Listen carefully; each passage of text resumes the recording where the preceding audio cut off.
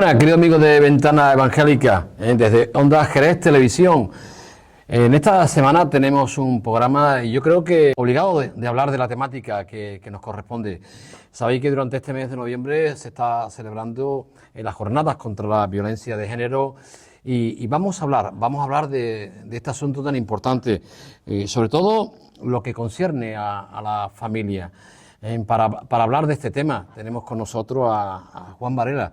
Él es, y permitirme, es licenciado en Teología, en máster en Terapia Familiar Sistémica, experto en Psicología del Matrimonio y la Pareja, orientación en Identidad Sexual y Género, fundador y presidente del Instituto de Formación Familiar, el INFA, presidente del Grupo de Trabajo de Familia de la Alianza Evangélica, junto con su esposa María del Mar.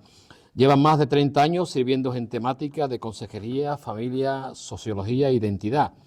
Autores de 7 libros sobre la temática mencionada y conferenciantes internacionales en España, en Estados Unidos y Latinoamérica. Hermano Juan, bienvenido. Muchísimas gracias, Antonio. Un verdadero placer compartir este espacio contigo. Bueno, hemos dicho este currículum tuyo, pero se dice muy rápido. Bueno, sí, lo que pasa es que, tú sabes, son 30 años, entonces en 30 años da tiempo. Da tiempo. Bueno, aquí hay, yo me imagino que detrás de todo esto hay muchas vidas, hay muchas personas, hay mucho trabajo también. Claro que sí, sin duda, Cookie. Hay toda una serie de personas, de experiencias, de muchas horas de estudio, de mucha rodillética. Claro. Y desde luego, pues lo que hoy podemos tener es fruto de todo un trabajo, por supuesto.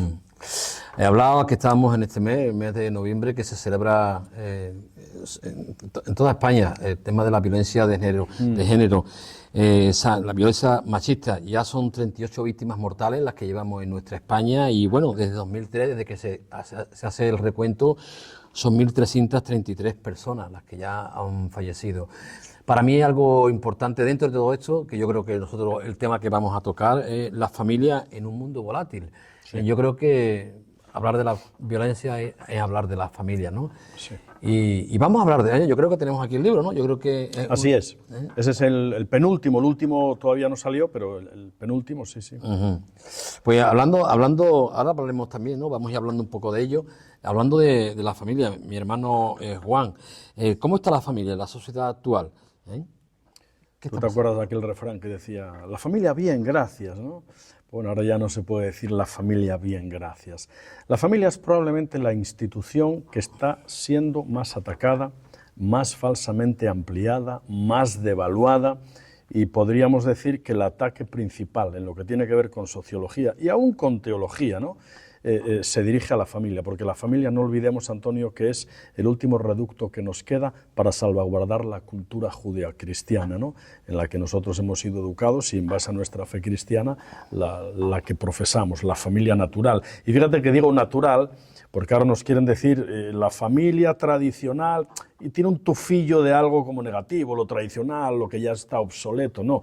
Hablamos de familia natural porque fíjate que el modelo de familia natural, padre, madre e hijos habidos en tal relación, sigue siendo el modelo abrumadoramente mayoritario en cualquier cultura, en cualquier civilización, independientemente de la religión que profesen, la creencia, ¿no? Es el modelo absolutamente mayoritario. Por lo tanto, hablamos de la familia natural, que no es sino la que Dios instituyó en el principio, ¿verdad? Así es. ¿Qué es la familia? La familia es una institución ordenada, sellada y creada por Dios, donde un hombre y una mujer, repito, un hombre y una mujer establecen un pacto de continuidad para siempre, hasta que la muerte los separe. Esa es la idea original de Dios, ¿no? Y en esa institución divina y sagrada es donde se da la educación de las futuras generaciones. Por lo tanto, ninguna civilización puede sobrevivir sin la institución de la familia, que es la que procrea, la que educa y forma a las siguientes generaciones que tendrán que tomar el testigo de cualquier cultura y civilización, ¿verdad? Que estamos hablando de un proyecto divino. Y tanto, es un proyecto absolutamente divino, pero que cuando lo trasladamos al ámbito de la sociología nos damos cuenta de que la sociedad existe porque primero existió la familia. Ese es el núcleo básico y principal de toda civilización, sin duda. Qué bien. Digo amén a tus palabras. Amén. Así sea. Cuando en este último libro, que lo tenemos aquí, sí, me lo voy a cambiar de sitio. Cuando hablas de un mundo volátil en este libro, ¿por qué nos habla de este mundo volátil? ¿Qué nos quiere transmitir? Fíjate que, y mira lo que te voy a decir, el Pentágono, el Pentágono en Norteamérica, hace ya muchos años, por cuestiones de estrategia militar, empezó a trabajar el concepto de un mundo VUCA, V-U-C-A, que respondía a las iniciales de un mundo volátil, incierto, complejo y ambiguo. Claro, eso pasa al ámbito de la sociología. Y ya me dirás tú si hoy no estamos en un mundo volátil, incierto, complejo y ambiguo, ¿no? Por lo tanto, el mundo volátil quiere decir que es un mundo que está caotizado. La palabra caos viene del mismo término que gaseoso. Es un mundo gasificado, gaseoso. ¿Tú te acuerdas de los estados de la materia cuando íbamos al cole? Los estados de la materia son tres: sólido, líquido. Bueno, pues hemos pasado de un mundo sólido, ordenado y predecible a un mundo líquido donde se desparramaba un poco la ética porque no había fronteras definidas, y ya entramos en la cultura gaseosa, la cultura volátil, donde ya todo da igual y donde todo vale en un sentido, ¿no? Fíjate que es como si nos encontráramos en la moderna época de los jueces, ¿te acuerdas? El libro de los jueces en la Biblia termina diciendo: no había rey en Israel, cada uno hacía lo que bien le parecía. Ese es el mundo en el que nos encontramos. No hay orden, no hay ética, no hay una cultura común que nos organice como la hubo antaño, por lo tanto el mundo se caotiza y cada uno hace lo que bien le parece. Es el concepto bíblico de comamos y bebamos, que mañana moriremos. Esa es la idea. Entonces, mundo volátil atañe a esta sociedad tan complicada. Por eso el subtítulo. El subtítulo para mí es lo más importante, ¿no? Anclas de fe en un mar embravecido, ¿no? Entonces, claro, trabajamos lo caótico del mundo volátil con las anclas que nos dan seguridad, las anclas que nacen de la palabra, la fe, la esperanza, la familia, por supuesto, ¿no? Trabajamos todo eso. En tu libro creo que dices que vivimos en un mundo dominado por la cultura de la posverdad. Sí, señor, eso es correctísimo. La verdad con mayúscula, que para nosotros está encarnada en la figura de Jesús, Él es el camino, la verdad y la vida. Bueno, pues la verdad con mayúscula ya no existe, Antonio. Ahora se habla de la época de la posverdad, porque ya no existe un concepto absoluto, sino que tú tienes tu verdad, el otro tiene su verdad y el otro tiene su verdad. Por lo tanto, al haber roto la baraja de una ética normativa, navegamos en una sociedad líquida que va a la deriva, donde cada uno tiene su propia verdad. Y claro, se le pone el título que suena como muy políticamente correcto, la posverdad, pero no es sino la institucionalización de la mentira. Porque verdad solo hay una, ¿no?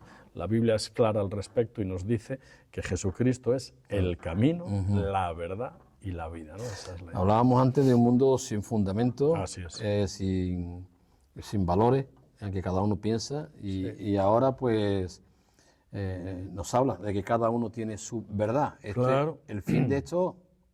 El fin de esto está complicado. Está complicado. Pinta mal. Eso... Esto pinta mal. No es la temática de hoy, pero así va también la cantidad de suicidios que hay en los jóvenes y en tantas personas. Claro. Segunda causa de muerte no natural en la población de jóvenes es el suicidio. ¿Por qué? Porque no podemos vivir sin esperanza. El refrán dice, mientras hay vida, hay esperanza. Yo digo que es al revés. Mientras hay esperanza, hay vida, porque el que vive sin esperar nada, lo que hace es vivir el presente y su realidad inmediata y vivirlo rápido, porque el mañana es muy incierto, ¿no? Por lo tanto, la cultura de la posverdad se nutre de esta sociedad que no tiene esperanza en el futuro y que por lo tanto vive el presente y lo vive rápido porque esto se nos va y esto se nos acaba, ¿no? Es la idea. Mi hermano Juan, ¿cuáles son los modelos familiares que podemos observar? Claro, con los tiempos que corren y con todo lo que venimos diciendo, lamentablemente ya no podemos tener una definición cerrada de familia, ¿no? Ya tienen carta de legalidad, en España por lo menos 16 modelos de familia. 16 modelos. 16 modelos de familia distintos, ¿no? Ahora, entre los que se encuentran, vamos a poner algunos, no recuerdo los 16 seguidos, pero entre las que se encuentran lo que serían las parejas de hecho, que no lo son de derecho, porque no legalizan su situación frente al juzgado o en la iglesia. Por lo tanto, son parejas de hecho porque de hecho conviven juntas, pero no legalizan su situación, no están casadas, ¿no? Parejas de hecho. Parejas de segundas nupcias o de segundo tejido social.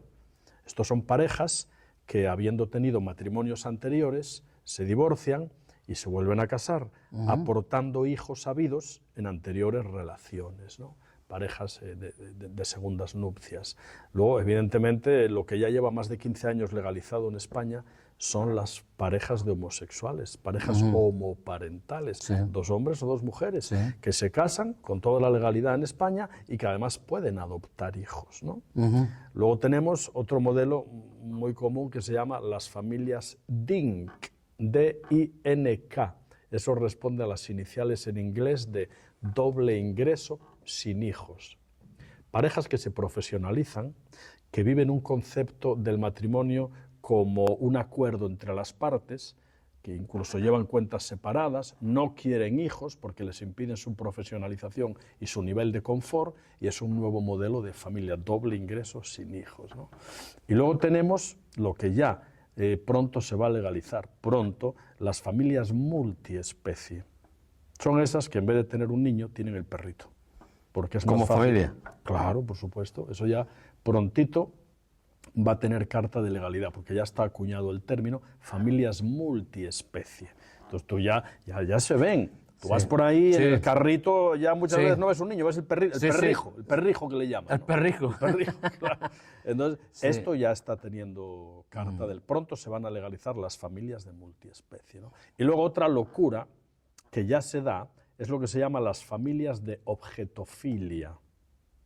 Por ejemplo, un hombre que se casa con su Ferrari.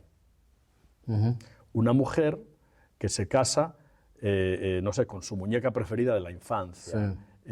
Otro que se casa con algún objeto que para él es muy importante. Esto es una locura, porque cuando se rompen las aguas, cuando se rompen los diques, las aguas se desparraman sin control.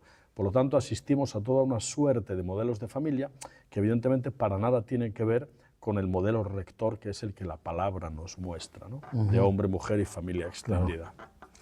Así es. Me has dejado... Yo sabía que había... Hay más. Y hay más. Vaya. Bueno. En fin, sin comentario. Sin comentario. Ante toda esta cosa, ¿no? ¿Qué es la soberanía entonces del individuo? Bueno, eso es un concepto muy interesante, la soberanía del individuo. Ahora se habla de la soberanía de todo, ¿no? La soberanía alimentaria, la soberanía de las ciudades, la soberanía de las naciones.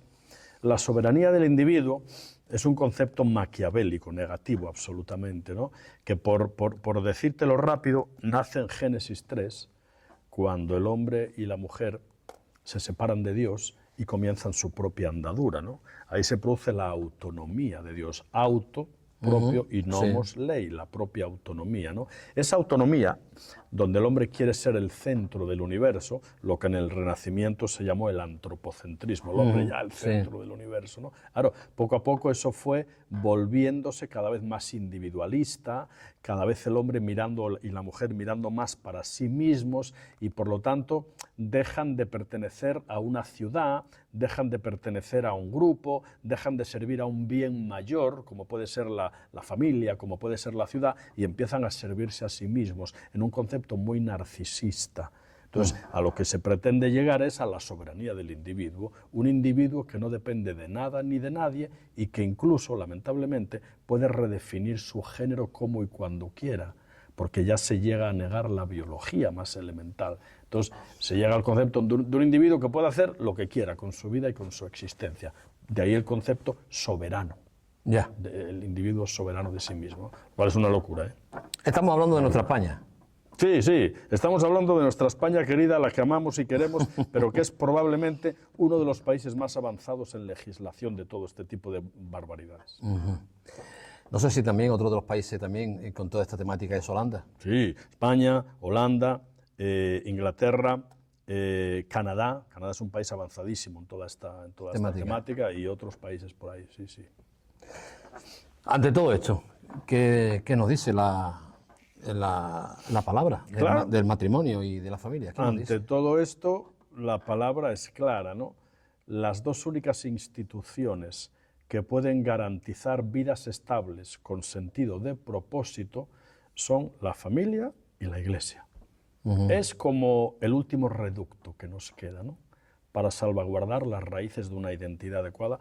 Acuérdate que en la familia De la familia se adquieren las raíces de la identidad. La familia otorga sentido de identidad, de pertenencia, de futuro. Entonces, claro, sin la familia estamos abocados a un individuo que solo se va a servir a sí mismo, y si un individuo se sirve a sí mismo, se olvida de la familia y de servir a un bien común, que es la ciudad y demás, pronto estaremos ante la extinción de la civilización en futuras generaciones, ¿no? Máximo cuando ya tener hijos es poco popular y se prefiere tener los perritos y toda esta historia, ¿no? Entonces, claro, esto pinta mal, porque de seguir en este ritmo de locura, pronto llegaremos a una sociedad absolutamente carente de nuevas generaciones, y eso evidentemente supone la desaparición de la civilización, pensando a la larga y en un futuro, ¿no?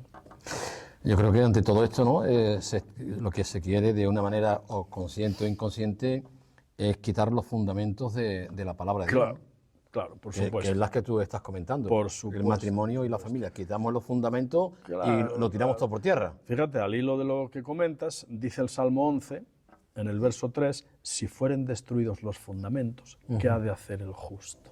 Y estamos en esa época, donde los fundamentos de la civilización judeocristiana están siendo destruidos, y donde a nosotros nos toca, desde la familia y desde la Iglesia, hablar a esta sociedad que no tiene esperanza y decirles que sí hay una verdad, que sí hay una esperanza y que sí hay un camino frente a todo este caos existencial, ¿verdad? Sí, pero yo creo que ante todo esto, Juan, yo le doy al Señor las gracias tanto por tu vida como con tu esposa, ¿no? Porque parece sencillo de hablar y de argumentar y luego de ser apologista, ¿no? de toda esta temática. Pero hay que estar bien preparado, porque este mundo viene con mucho conocimiento, viene con mucha sabiduría y argumentando. ¿Me equivoco?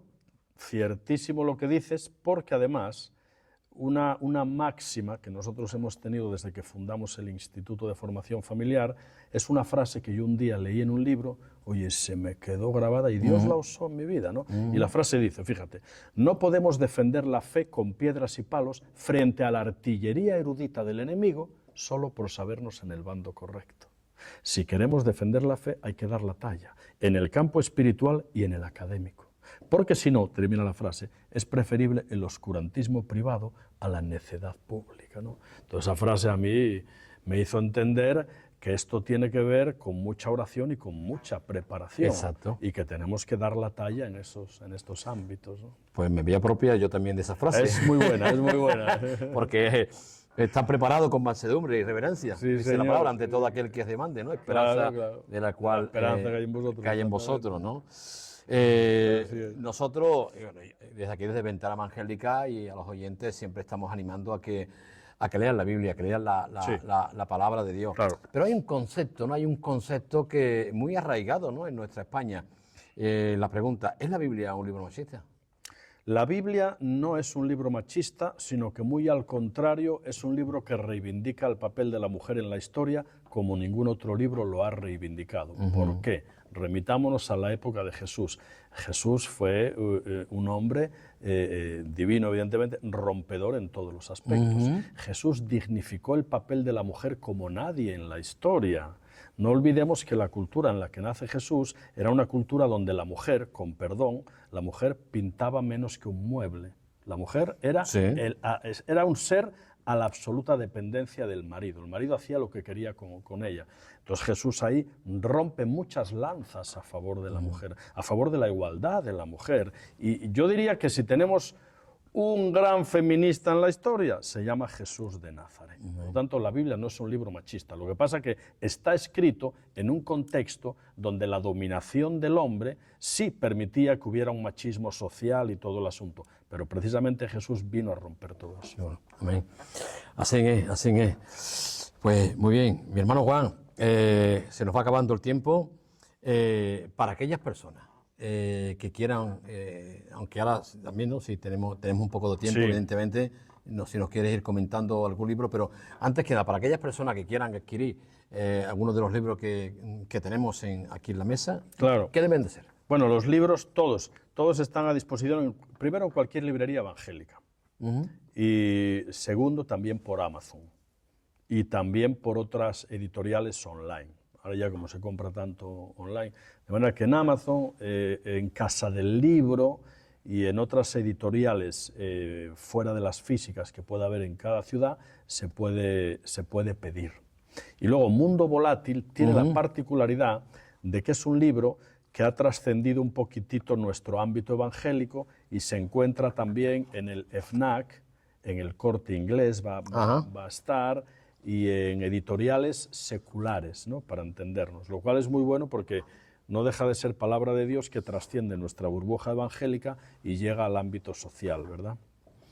Esa es la idea. Estoy viendo aquí el índice y bueno, la verdad es que hay preguntas muy interesantes. Sí, yo creo que el libro es cortito, sí, pero resume y da respuestas sobre todo la última parte, porque la primera es sociología, ¿no? Sí. La primera es las claves tan complicadas de la sociedad en la que vivimos, ¿no? Pero la segunda parte, que es la que realmente importa, es donde yo hago mucho énfasis en, claro, primero lo que presentamos es un mar embravecido de caos social, ¿no? Claro, y luego en la segunda parte lo que presentamos son anclas de esperanza en un mar embravecido, ¿no? Ahora ahí hablamos del ancla de la integridad, hablamos del ancla de la verdad, hablamos del ancla de la familia, y eso es lo que da sentido al libro, porque lo que presenta al final es una esperanza por la que vivir y hasta por la que morir, ¿verdad? Yo creo que es un libro, y como pastor, yo creo que es un libro para leerlo y predicarlo. Pues de verdad que sí. De ahí salen algunas cuantas predicaciones. Por eso lo tendremos en cuenta. Así es, aprovecha. Tenemos también tu matrimonio allí, tu matrimonio. Mira, efectivamente, aquí está Tu matrimonio se importa, claves y clavos en la relación de pareja, ¿no? Porque hay de todo, hay claves y hay clavos, ¿no? Ese es un libro escrito junto con María del Mar, le tenemos mucho cariño porque ahí hablamos de la comunicación, de los conflictos, de la intimidad sexual y de muchos, y también teología del matrimonio y la familia, tan importante, ¿no? Luego tenemos Tu identidad sí importa. Este es un libro para hombres. Ahí se trabajan las claves de la auténtica masculinidad.